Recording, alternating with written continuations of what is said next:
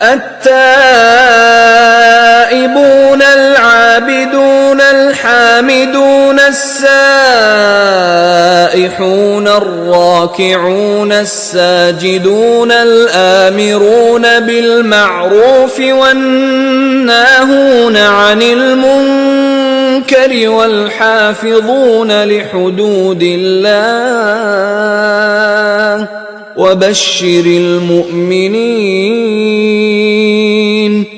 توبہ کرنے والے، عبادت کرنے والے، حمد کرنے والے، روزہ رکھنے والے، رکوع کرنے والے، سجدہ کرنے والے، نیک کاموں کا امر کرنے والے، بری باتوں سے منع کرنے والے، خدا کی حدوں کی حفاظت کرنے والے، یہی مومن لوگ ہیں۔ اور اے پیغمبر، مومنوں کو بہشت کی خوشخبری سنا دو۔ ما كان للنبي والذين آمنوا أن يستغفروا للمشركين ولو كانوا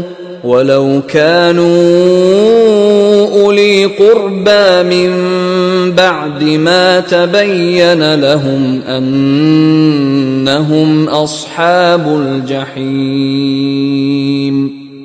پیغمبر اور مسلمانوں کو شایع نہیں کہ جب ان پر ظاہر ہو گیا کہ مشرک اہل دوزخ ہیں تو ان کے لیے بخشش مانگے، گو وہ ان کے قرابت دار ہی ہوں۔ وما كان استغفار إبراهيم لأبيه إلا عن موعدة وعدها إياه فلما تبين له أنه عدو لله تبرأ منه ان ابراہیم لأواہ حلیم۔ اور ابراہیم کا اپنے باپ کے لیے بخشش مانگنا تو ایک وعدے کے سبب تھا جو وہ اس سے کر چکے تھے، لیکن جب ان کو معلوم ہو گیا کہ وہ خدا کا دشمن ہے تو اس سے بیزار ہو گئے۔ کچھ شک نہیں کہ ابراہیم بڑے نرم دل اور متحمل تھے۔ وما كان الله ليضل قوما بعد إذ هداهم حتى يبين لهم ما يتقون إن الله بكل شيء عليم۔ اور خدا ایسا نہیں کہ کسی قوم کو ہدایت دینے کے بعد گمراہ کر دے جب تک ان کو وہ چیز نہ بتا دے جس سے وہ پرہیز کریں، بے شک خدا ہر چیز سے واقف ہے۔ ان اللہ له ملک السماوات والارض یحیی ویمیت وما لکم من دون اللہ من ولی ولا نصیر۔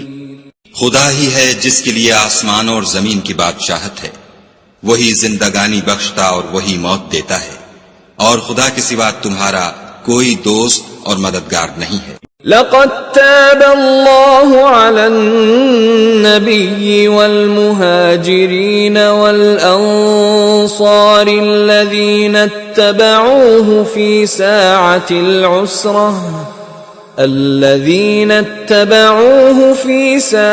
العسرة من بعد ما كاد يزيغ قلوب فريق منهم ثم تاب عليهم إنه بهم رؤوف رحيم۔